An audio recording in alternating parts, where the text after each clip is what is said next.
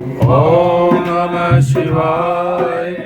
ओम नमः शिवाय। यहाँ एक बात ध्यान रखने वाली है।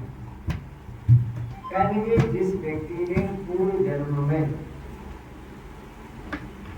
भगवान की तपस्या कर रखी होती है उसे ही भगवान शंकर के नाम से प्रेम होता है। पूर्व जन्म के संस्कार व्यक्ति के साथ साथ ये नहीं है कि शरीर छूट गया तो शरीर छूटने पर जो है सारा काम यही रहेगा, शरीर से छूटे नहीं। शरीर छूटने के बाद भी मन व्यक्ति के साथ जाता है। मन नहीं बदलता, मन तो व्यक्ति के साथ ही जाता है। मैंने कल भी आपको निवेदन किया था कि शरीर एक नहीं, शरीर तीन। ये जो हमें दिखाई दे रहा है इसका नाम है स्थूल शरीर। प्राण छूटने के बाद ये शरीर यहीं का यहीं रहेगा। दूसरा है सूक्ष्म शरीर। सूक्ष्म शरीर को ही जो है यमराज के दूत अथवा तो भगवान के पार्षद पकड़ करके ले जाते। यदि कोई पाप आत्मा है उसे यमराज के दूत ले जाते डालते हैं, नरक की यातनाएं उसको दी जाती हैं। और यदि कोई भगवान का भक्त है तो भगवान के पार्षद ले जाते हैं। तीसरा है कारण शरीर। कारण शरीर अज्ञान को कहते हैं। स्थूल शरीर, सूक्ष्म शरीर और कारण शरीर। प्रसाद ले जाओ। तीन शरीर है तो सूक्ष्म शरीर हमारा साथ जाता है। यातना तो सूक्ष्म शरीर को दी जाती है। लगता उसे ये है कि ये शरीर को यातना दी जा रही है। वो बहुत जो है वो शरीर इस प्रकार का उसे जो है दिखाई देता है, पर सूक्ष्म शरीर जो है केवल उसी जीवात्मा को नजर आता है, किसी को नजर नहीं आता। तो व्यक्ति का मन जो है वो व्यक्ति के साथ साथ जाता है। इस जन्म के जो आपके संस्कार है वो दूसरे जन्म में भी वही जाएंगे। अच्छे संस्कार है तो अच्छा प्रभाव पड़ेगा, और यदि संस्कार हमारे खराब है तो अगले जन्म में भी हमारे मन के भाव जो है वो ठीक नहीं रहेंगे। तो यहाँ पर कहा जा रहा है कि भगवान महादेव के नाम से वो व्यक्ति प्रेम किया करते हैं जिन व्यक्तियों ने पूर्व जन्म में भगवान की तपस्या की है, जिनके पूर्व जन्म के संस्कार हैं, ऐसे व्यक्ति ही भगवान महादेव से प्रेम किया करते हैं। हर व्यक्ति भगवान महादेव की भक्ति से वो नहीं होता। अच्छा एक बात और ध्यान रखने वाली, कुछ व्यक्तियों को राम जी अच्छे लगते, कुछ व्यक्तियों को शंकर जी अच्छे लगते। हमारे गुरुदेव जो है तो तीन मंत्र देते थे। एक में लिखा होता था श्री राम जय राम जय जय राम, एक में लिखा होता था ओम नमः शिवाय, और तीसरे में लिखा होता था ओम नमो भगवते वासुदेवाय। अब मुझे इतने भोले थे, एक ही पन्ने के ऊपर जो है तीन मंत्र लिख के दे देते। कहते आपने इन तीनों को पढ़ना है। अब हमारे संपर्क में जो है कुछ सेवक आते हैं, मैंने कहा तुमने गुरु जी के भाव को समझा नहीं। गुरु जी के कहने का भाव ये था, यदि तुम्हें राम जी अच्छे लगते हैं तो आप राम जी के मंत्र को पढ़ो, और यदि आपको शंकर जी अच्छे लगते हैं तो आप शंकर जी के मंत्र को जपो, और यदि आपको कृष्ण भगवान अच्छे लगते हैं तो आप भगवान श्री कृष्ण के नाम से प्रेम कीजिए। तो हमने पिछले जन्म में जिस देवता की आराधना की होती है, अगले जन्म में भी वही उसी देवता की याद आती है। पिछले जन्म में कोई व्यक्ति भगवान श्री राम का भक्त था तो दूसरा जन्म मिलने पर उसे राम अच्छे लगे। और किसी व्यक्ति ने शंकर जी की उपासना की थी पिछले जन्म में, उसे शिव जी भगवान, और किसी ने भगवान मान लो कि कृष्ण भगवान तब कोई व्यक्ति दीवाना रहा है पिछले जन्म में, तो अगले जन्म में उसी भगवान श्री कृष्ण ही याद आएंगे, अच्छे लगेंगे। तो यहाँ पर सूत जी महाराज ईश्वर से कहते हैं कि हे ऋषियों, भगवान महादेव के नाम से पूरी प्रीति हुआ करती, जिन्होंने पूर्व जन्म में भगवान महादेव की पूजा की है,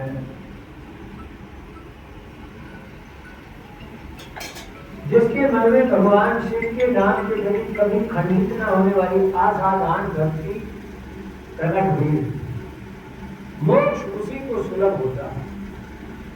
भक्ति भी दो प्रकार की, एक साधारण भक्ति, एक असाधारण भक्ति। पाप भी दो प्रकार के होते हैं, एक साधारण, एक असाधारण पाप। अब कहें साधारण भक्ति क्या है और असाधारण भक्ति क्या है? साधारण भक्ति है भगवान से सामान्य प्रेम। देखो संसार के अंदर बहुत सारे व्यक्ति, कुछ व्यक्ति ऐसे हैं कि जिनसे हमें इतना लगाव हो जाता है, यदि वो एक दिन न मिले या उनसे हमारी वार्तालाप न हो तो हमारे हृदय में खटपटाहट से होनी शुरू हो जाती है। पर कुछ व्यक्ति ऐसे हैं, हमें मिले ना मिले, 10 दिन बाद मिले, 4 दिन बाद मिले या महीने में मिले, कोई फर्क नहीं पड़ता। ऐसे कुछ भक्त ऐसे होते हैं जो भगवान से सामान्य प्रेम करते, वो साधारण भक्त। एक भक्त ऐसे हैं जिनका भगवान से असामान्य प्रेम होता है। भगवान एक क्षण के लिए भी वो भगवान को भूलना ठीक नहीं समझते हैं, जिसको कहते हैं हम भगवान का अनन्य भक्त। भगवान को अनन्य भक्ति से ही प्राप्त किया जा सकता है। अनन्य भक्ति के बिना भगवान कभी भी प्राप्त होने वाले नहीं है। तेषामहं समुद्धरता मृत्यु संसार सागरात् भवाम्यतिनास्पात् मय्यावेशित चेतसाम् मय्यावेशित चेतसाम् वृंदावन बिहारी लिखी जाओ।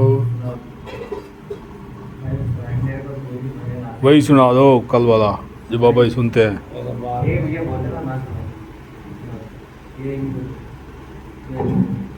ओम नमः शिवाय, ओम नमः शिवाय, हर हर बोलो नमः शिवाय, ओम नमः शिवाय, ओम नमः शिवाय, हरे हरे बोले नमः शिवाय। जटाधराय शिव जटाधराय, हर हर बोले नमः शिवाय। जटाधराय शिव जटाधराय, हर हर बोले नमः शिवाय। ओम नमः शिवाय, ओम नमः शिवाय, हरे हरे बोले नमः शिवाय, नमः शिवाय, ओम नमः शिवाय, हरे हरे बोले नमः शिवाय। गंगाधराय शिव गंगाधराय, हर हर बोले नमः शिवाय। गंगाधराय शिव गंगाधराय, हर हर बोले नमः शिवाय। ओम नमः शिवाय, ओम नमः शिवाय, हरे हरे बोले नमः शिवाय, ओम नमः शिवाय, ओम नमः शिवाय, हरे हरे बोले नमः शिवाय। रामेश्वराय शिव रामेश्वराय, हर हर बोले नमः शिवाय। रामेश्वराय शिव रामेश्वराय, हर हर बोले नमः शिवाय। ओम नमः शिवाय, ओम नमः शिवाय, हरे हरे बोले नमः शिवाय, ओम नमः शिवाय।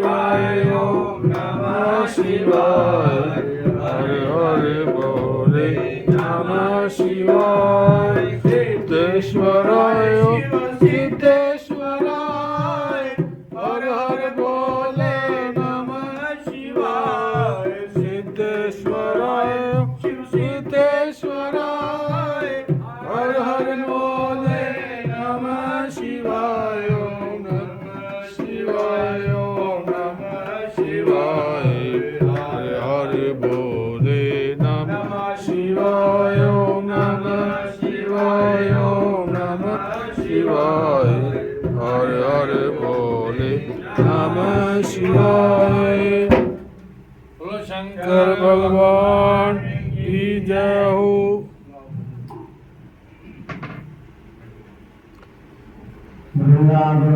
हरि लाल की जय हो। उमापति महादेव की जय। भगवान अनन्य भक्ति से जीते।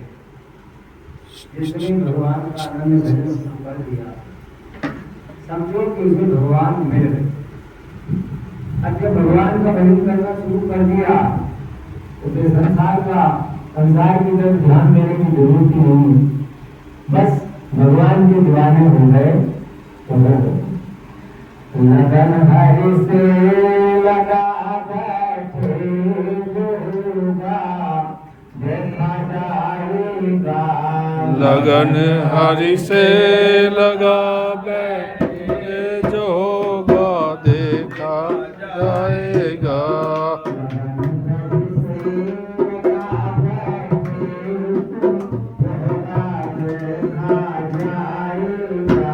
लगन हरि से लगा बैठे जो होगा हो देखा जाएगा।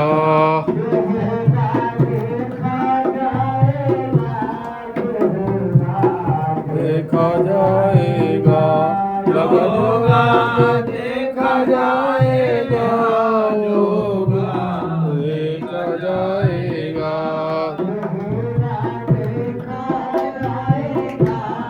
होगा देखा जाएगा होगा देखा जाएगा होगा देखा जाएगा। लगा बैठे जोगा देखा जाएगा। लगन हरि से लगा बैठे होगा देखा जाएगा। भगवान भक्त कैसे हमारा बिजनेस हो जो हमारे से पीछे पड़ा हुआ है। भक्त बड़ा पक्का था करेंगे नहीं मारा। अब आपको पकड़ लिया तो पकड़ लिया। अब हम आपको छोड़ेंगे नहीं। तुम्हें अपना बना बैठे होगा देखा जाएगा। तुम्हें अपना बना बैठे होगा देखा जाएगा। तुम्हें अपना बना बैठे होगा देखा जाएगा। तुम्हें अपना बना बैठे जो होगा देखा जाएगा। लगा बैठे होगा देखा जाएगा। लगन हरि से लगा बैठे जो होगा देखा जाएगा।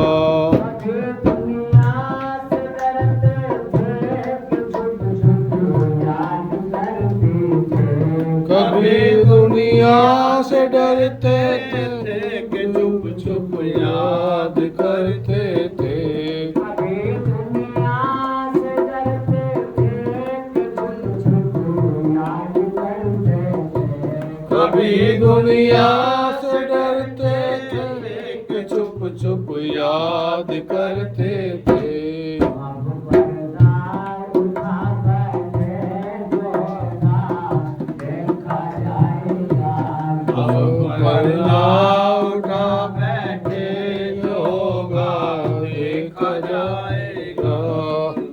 पर्दा उठा बैठे जो होगा देखा जाएगा। पर्दा उठा बैठे जो होगा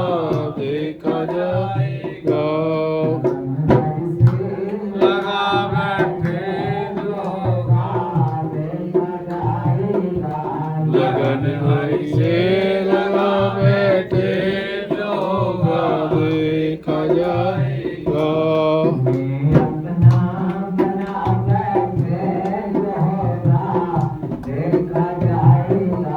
तुम्हें अपना बना बैठे जो होगा देखा जाएगा। अपना बना बैठे जो होगा देखा जाएगा। तुम्हें अपना बना बैठे जो होगा देखा जाएगा। भगवान की तरफ बढ़ता हूँ शर्म आती, मंदिर जाने में भी शर्म आती, माथे पर तिलक लगाने में भी शर्म आती है। पर जब वो पक्का हो जाता है तो फिर उसकी जितनी भी शर्म है वो समाप्त हो जाती है। ये तन शर्मान्वित हो जाती है। लोग मेरे बारे में क्या बोल रहे हैं, ये तन शर्मान्वित थोड़ा सुना दिया। आज तो बात गया आज तो बात गया। अलवर तो बुलाया अच्छा खर्चा कर व्यक्ति बंद कर देगा। देखो भगवान का दीवाना हो जाता है। लगन हरि से लगा बैठे जो होगा देखा जाएगा। लगन हरि से लगा बैठे जो होगा देखा जाएगा। तुम्हें अपना बना बैठे जो होगा देखा जाएगा। तुम्हें अपना बना बैठे जो होगा देखा जाएगा। भगवान की भक्ति में सच है। सच क्या है? भगवान का भजन तू करो, भगवान की पूजा तू करो, पर पूजन करने के साथ साथ ठीक बोल रहा हूँ। भगवान को अपना मानना। अच्छा जब तक भगवान को हमने अपना नहीं माना है, अपनी भगवान के साथ हमने जो है अपनापन स्थापित नहीं किया है, तब तक पूरा लाभ नहीं होता। भगवान के साथ जो है अपनापन जरूर स्थापित करना है। तुम्हें अपना बना बैठे जो होगा देखा जाएगा। तुम्हें अपना बना बैठे जो होगा देखा जाएगा।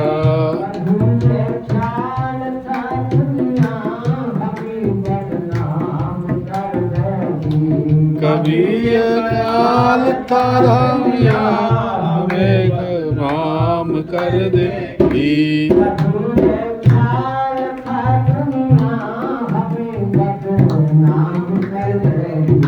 कभी ये ख्याल था दुनिया हमें बदनाम कर देगी।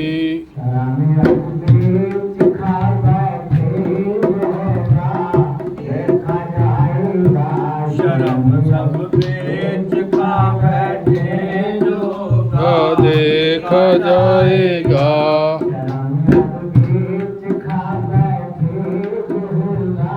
देखा जाएगा। शर्म बेच खा बैठे जो होगा देखा जाएगा। लगा बैठे जो होगा लगन हरि से लगा बैठे जो होगा देखा जाएगा। बना बैठे जो होगा देखा जाएगा। तुम्हें अपना बना बैठे जो होगा देखा जाएगा। दीवाने बन गए थे दुनिया से, दीवाने बन गए थे तो फिर दुनिया से क्या मतलब। दीवाने बन गए थे तो फिर दुनिया से क्या मतलब। दीवाने बन गए थे तो फिर दुनिया से क्या मतलब। दीवाने बन गए थे तो फिर दुनिया से क्या मतलब।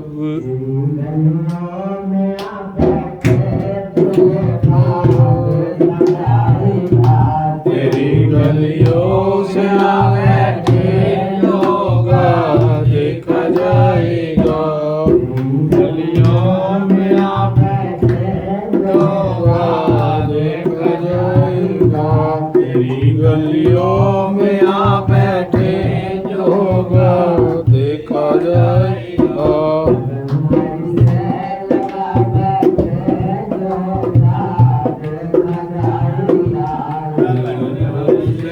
लगा बैठे जोगा देखा जाएगा। बना बैठे देखा जाएगा।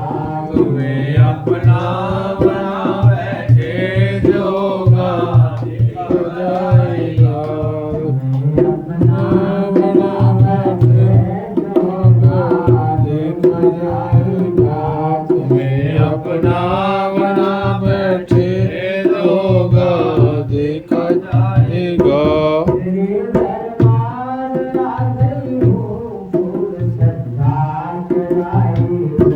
तेरे दरबार आए हो फूल श्रद्धा के लाए हो।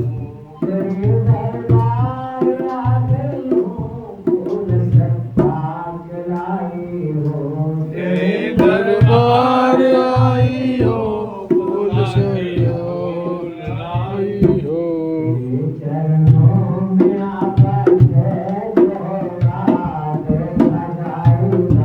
तेरे चरणों में आ बैठे जोगा देखा जाएगा। आ बैठे जोगा देखा जाएगा। तेरे चरणों में आ बैठे जोगा देखा जाएगा।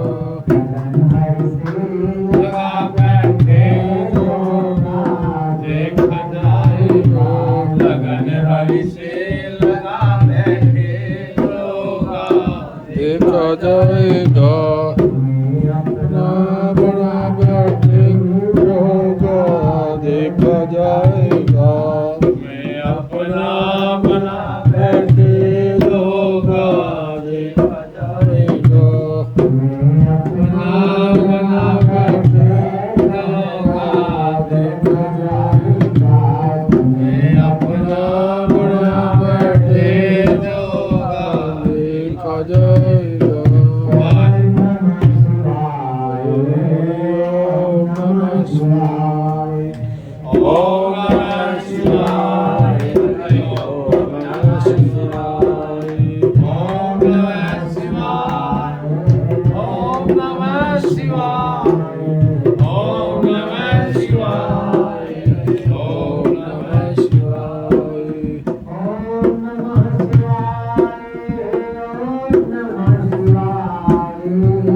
ओम नमः शिवाय। ओम नमः शिवाय।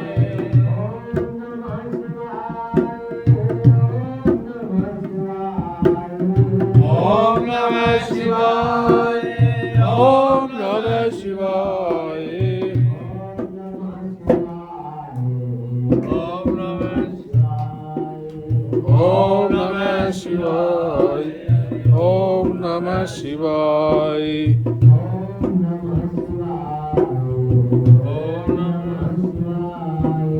ओम नमः शिवाय।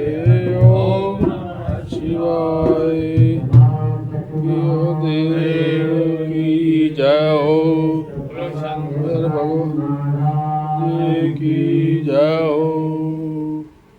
महादेव के भक्तों को अपने मस्तक के ऊपर में त्रिपुंड धारण करना चाहिए।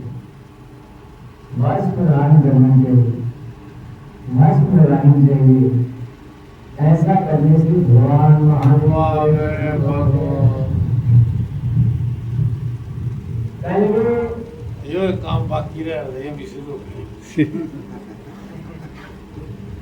जो अपने मस्तक के ऊपर त्रिपुंड धारण किया करते हैं, भस्म लगाते हैं, यानी उनके करोड़ों जन्मों के पाप समाप्त हो जाते हैं। जो श्रद्धा पूर्वक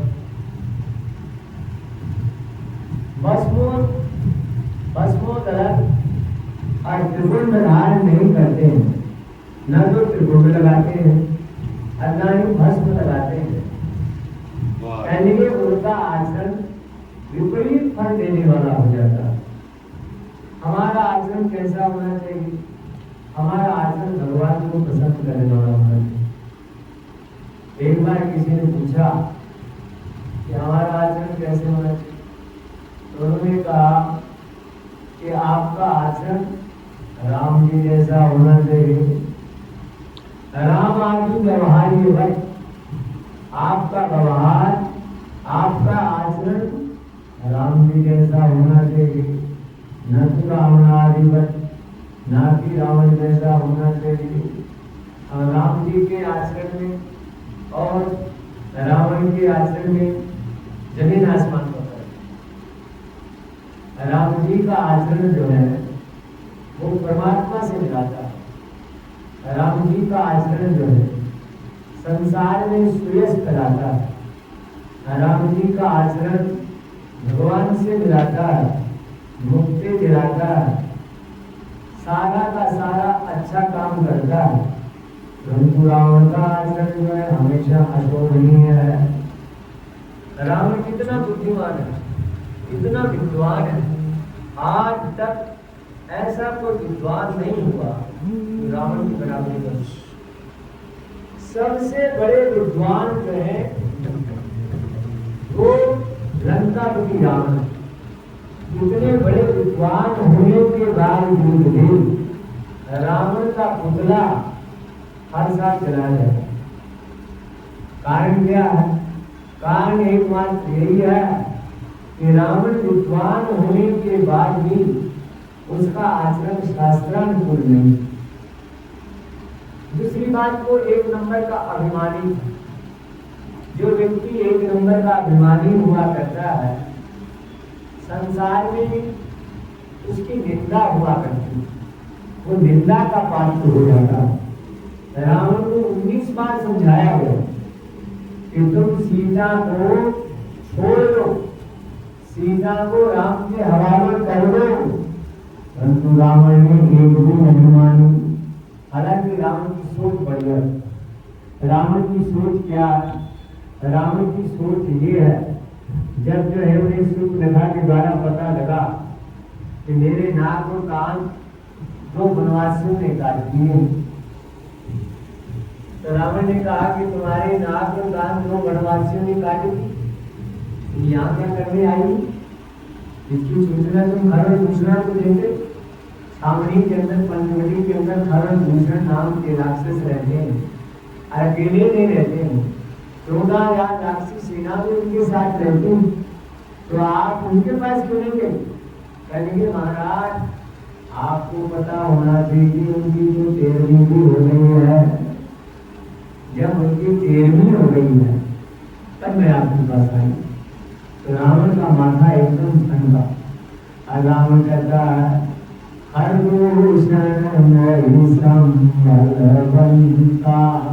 इन्हीं को मारन तुम भगवंता, इन्हीं को मारन तुम भगवंता।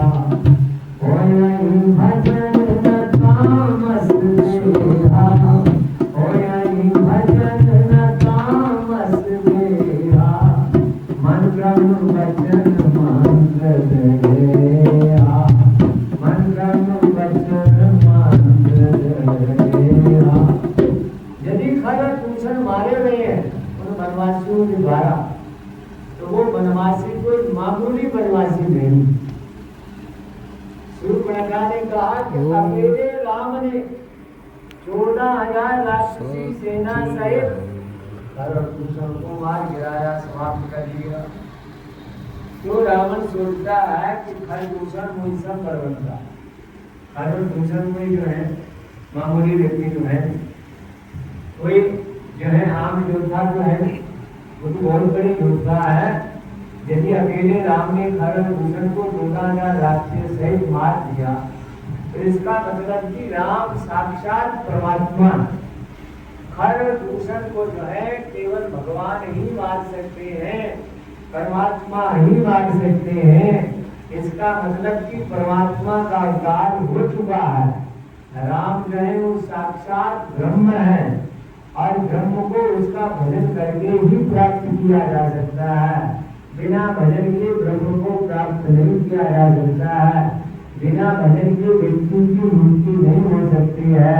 और मेरा शरीर तामसी है, तामसी शरीर के द्वारा भी भगवान का भजन नहीं हो सकता है।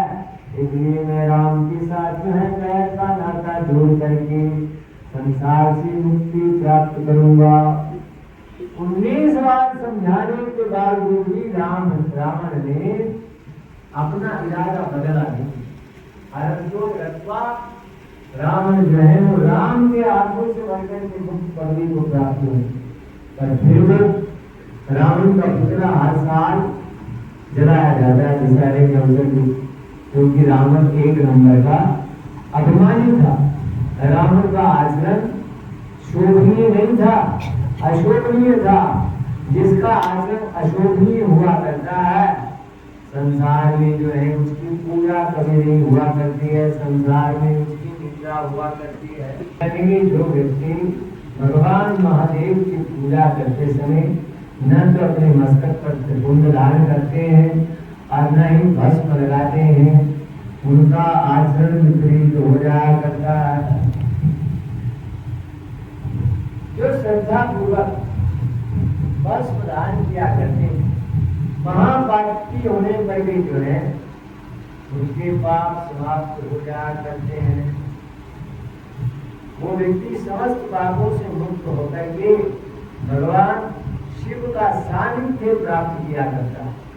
शरीर छोड़ने के बाद वो भगवान शिव के लोक को प्राप्त हो जाता है। श्वेत भस्म से जो अपने मस्तक पर त्रिपुंड धारण किया करते हैं, कहने के ऐसे व्यक्ति अनादिभूत लोगों को प्राप्त करते हुए हमेशा के लिए अमर हो जाया करते हैं। भस्म स्नान किए बगैर अर्थात मस्तक पर जो है भस्म लगाए बगैर व्यक्ति को ओम नमः शिवाय इस मंत्र का जप भी नहीं करना चाहिए। अर्थात जो शंकर जी के भक्त हैं, उन्हें भगवान का नाम जपने से पहले अपने मस्तक के ऊपर त्रिपुंड धारण करना चाहिए, भस्म लगानी चाहिए। महादेव की जय। कैसा भी व्यक्ति दयाहीन हो, अदम हो, महापापों से युक्त हो, उपायों से युक्त हो, कुपापों से युक्त हो, मूर्ख हो, पतित हो, जिस देश में नित्य भस्म धारण करते रहते हैं, वह देश सदैव संपूर्ण तीर्थों और यज्ञों से करता है। भगवान महादेव के भक्त जिस प्रकार के ऊपर निवास करते हैं, वह स्थान तीर्थवत हो जाता है। एक के समान जो है स्थान की गरिमा बढ़ जाती है। त्रिपुंड धारण करने वाला पापी जीव भी समस्त देवों और असुरों के द्वारा पूज्य हो जाता है।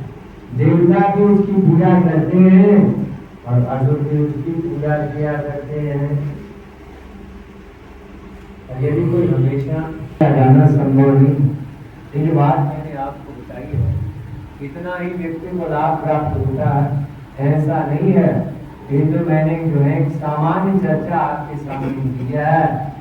यदि देवता भी जो है इसका कथन करने लगे तो वो भी जो है कथन करने में असमर्थ हो जाएंगे। भस्म लगाने से जो है त्रिपुंड धारण करने से इतना बड़ा लाभ होता है, यानी कि इसके बारे में जितना कहा जाए उतना ही थोड़ा होगा। और भस्म लगाने का अधिकार सबको, ये नहीं कि ब्राह्मण को लगाने की क्षत्रिय लगा सकता है, वैश्य नहीं लगा सकता, वैश्य लगा सकता है, नहीं। यानी कि सभी जो है त्रिपुंड धारण कर सकते हैं। सभी जो है अपने माथे के ऊपर, कोई भी भगवान महादेव की पूजा करता है, अपने मस्तक के ऊपर जो है भस्म लगा सकता है। आपका एक स्वभाव है, आग में चाहे हमने जानबूझ करके हाथ डाल दिया या अनजाने में हमारा हाथ आग में पड़ गया तो आग जला गई। आग ये नहीं कहेगी कि अनजाने में इसका हाथ पड़ा है तो मुझे इसका हाथ नहीं चलाना चाहिए। अनजाने में कोई जहर खा ले या जाने में जहर खा ले, जहर का स्वभाव है तो व्यक्ति को मार देता है, उस व्यक्ति की मृत्यु हो जाती है। ऐसे ही त्रिपुटना ये स्वभाव है कि चाहे कोई कैसा भी व्यक्ति हो जो अपने माथे पर त्रिपुट धारण किया करता है या भस्म लगाया करता है, तो भस्म लगाने वाला व्यक्ति जो है वो पापों से रहित हो जाया करता है। भगवान की दृष्टि में, भगवान महादेव की दृष्टि में वो विशेष प्रिय हो जाया करता है। कहेंगे भस्म अथवा रुद्राक्ष धारण के बिना तो न तो जल पीना चाहिए और ना ही अन्न खाना चाहिए। जो भगवान महादेव के भक्त हैं उनको त्रिपुट को दान करना ही चाहिए। इसके साथ साथ जो है रुद्राक्ष भी धारण करना चाहिए। यदि वो ऐसा नहीं करते हैं तो कहने के उन्हें अन्न जल ग्रहण नहीं करना चाहिए। चाहे वो गृहस्थी हो, वानप्रस्थी हो, सन्यासी हो, वन शंकर का व्यक्ति हो, कहेंगे भस्म को धारण करता है, रुद्राक्ष को धारण करता है तो वह उत्तम है। यदि ऐसा नहीं करता है तो समझ लेना चाहिए कि मैं अन्न जल नहीं खा रहा हूँ, मैं पाप ही खा रहा हूँ और उसे नरक की प्राप्ति होती है। ऐसे समय में सभी व्यक्तियों को गायत्री मंत्र का उच्चारण करते हुए इसका प्रायश्चित करना चाहिए। गायत्री एक ऐसा मंत्र है जो सभी मंत्रों में श्रेष्ठ कहा गया, क्योंकि गायत्री मंत्र के अंदर जो है भगवान से ये प्रार्थना की जाती है कि आप हमें अंधकार से हटा करके प्रकाश की तरफ ले चले, हमारी बुद्धियों को आप अपने स्वरूप में जोड़ें। ऐसा जो है भगवान से प्रार्थना की जाती है गायत्री मंत्र में। इसलिए यदि वो व्यक्ति जो है बिना गायत्री, बिना जो है त्रिपुट के खाता पीता है तो जो है उसे गायत्री मंत्र का उच्चारण करते हुए गायत्री का माला फेरते हुए उसका प्रायश्चित करना चाहिए। ऐसे भी शास्त्र कहता है कि गायत्री की माला तो ब्राह्मण, क्षत्रिय, वैश्य तीनों को रोज जो है इसका पालन करना चाहिए। रोज जो है इसकी माला फेरनी। ब्राह्मण को 1000 गायत्री नृत्य प्रति जपनी चाहिए। 1000 गायत्री का मतलब है 10 माला। 10 माला नहीं करता है तो कम से कम सवेरे शाम जो है 1 माला तो जरूर फेरनी चाहिए। तो यहाँ पर कहा जा रहा है कि उस व्यक्ति को गायत्री मंत्र का प्रायश्चित करना चाहिए, अर्थात उसे गायत्री मंत्र जपते हुए बाद में अपने माथे के ऊपर त्रिपुट धारण करना चाहिए। जो व्यक्ति त्रिपुट का धारण करता है उसकी कभी निंदा नहीं करनी। माथे पर आपने जो है त्रिपुट धारण शुरू कर दिया। कई लोगों की आदत होती है बिना मतलब के, फजूल के, वो जो है दूसरे को टोका टाकी किया करते हैं। तो कभी भी किसी की निंदा नहीं करनी चाहिए। कहने के त्रिपुट धारण करने वाले की निंदा किया करते हैं, वो उसकी निंदा नहीं हो रही है, तो साक्षात महादेव की निंदा कर रहे हैं। और जो भगवान महादेव की निंदा करेंगे तो जरूर भगवान की इतनी बड़ी सजा देंगे। ये तो भगवान देने को इतनी बड़ी सजा मिलेगी। और त्रिपुट धारण करने वाले साक्षात महादेव का स्वरूप है। भस्म से रहित भाग को धिक्कार है। और जहाँ पर शिवालय नहीं है ऐसे स्थान को भी धिक्कार है। भस्म रहितम भागम ग्राम शिव शिवालयम साक्षरम जन्म विद्या शिवाश्रयम। जो व्यक्ति अपने भाग पर भस्म नहीं लगाता है, कहना ऐसा व्यक्ति को धिक्कार है। जिस स्थान के ऊपर शिवालय नहीं है उस स्थान को भी धिक्कार है। वो स्थान जो है किसी काम का नहीं है। और जो मानव शरीर प्राप्त करके शिवार्चन नहीं किया करता है, भगवान शिव की पूजा नहीं किया करता है, उसके जन्म को धिक्कार है। और जो व्यक्ति शिव ज्ञान से रहित होकर के रहता है, कहेंगे ऐसे व्यक्ति को भी जो है बार बार धिक्कार है। वस्त्र धारण करने वाला व्यक्ति विशेष रूप से स्त्री हत्या, भू हत्या, वीर हत्या, अश्व हत्या, जितने भी बड़े बड़े पाप हैं, कहते ये सब जो है शिवार्पण करने से, भस्म दान करने से व्यक्ति के समाप्त हो जाया करते हैं। जिसने शरीर के ऊपर रुद्राक्ष को धारण नहीं किया, मस्तक पर त्रिपुंड धारण नहीं किया है, ऐसा मुझसे साक्षात चांदाल के समान होना चाहिए। और दूसरी तरफ जो मस्तक पर जो है त्रिपुंड धारण करता है, शरीर में रुद्राक्ष धारण करता है, कहेंगे चाहे वो चांदाल भी क्यों ना हो, ऐसा व्यक्ति संसार में पूजनीय हो जाया करता है। रुद्राक्ष